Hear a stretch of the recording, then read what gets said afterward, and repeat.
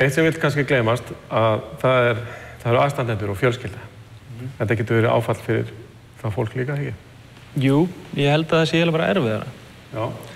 Ja, fyrir mér allavega, það er voðalega auðvelt að vera bara í sinni eigin baráttu og líka eins og rækja einhvers staðar í sjúkrarúmi og bara handónendur, en það maður bara hugsa sjálf sig, sko. En ég held að það sé miklu erfiðara að vera þessi aðstandandi og standa og horfa upp á þetta allt saman, sko. Þannig að ef það er eitthvað, þá mætti kannski huga betur að því. Og hvað er hægt að gera? Bara þá, veita upplýsingar eða hvernig stuðning sér fyrir þér?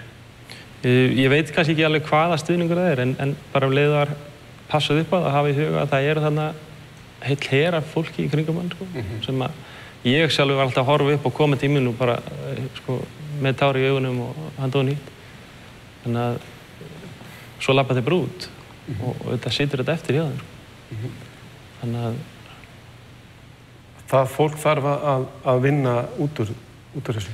Já, þetta er, já, og eins og segi, sko, fyrir mér, ég var heilbrigður aftur, ég fór bara að leika mér og þetta var alveg æðislegt, en kannski situr mér eftir hjá hinu, sko. Og ennþá hrædd við þetta koma upp aftur og vikindin og þess og þar. Þú átt barn? Já.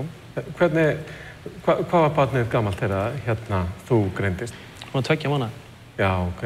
Þannig að hún er ekki, náttúrulega, dóttirin hefur ekki... Nei, blessunarlega, en fyrir vikið þá var hún sem sagt gleðigjafinn, sko. Hún var bara brosandi og vissi ekki hvað er að gerast, sko. Þannig að það hefði svona bjargað mér í gegnum það, sko.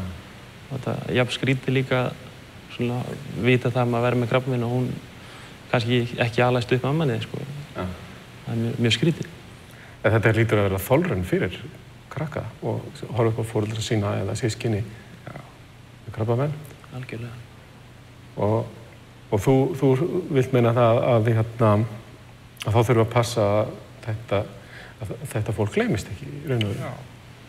Það bara skiptir öllu og kannski líka bara til þeirra að þau gleymi sér ekki. Já. Þau kannski setja sig bara í annarsætið, og maður er alveg heyrt svona dæmi að því að fólkurinn, það er ekki fyrir en að viðkomandi er jafnvel dáinn að þá loksins brotnar aðeilinn, sko, niður og við verðum bara veikur sjálfur. Já. Þau bara gleyma sér. Mega alveg hugsa sjálft sig líka. Þetta verður svona, maður er svona stjarnan í sýningunni, sko. Svo að segja, og maður á að hugsa vilja sig, maður á að gera allt og allir hinir gleyma sér, sko, að gera það líka fyrir sig. Þetta er alveg erfitt fyrir þau.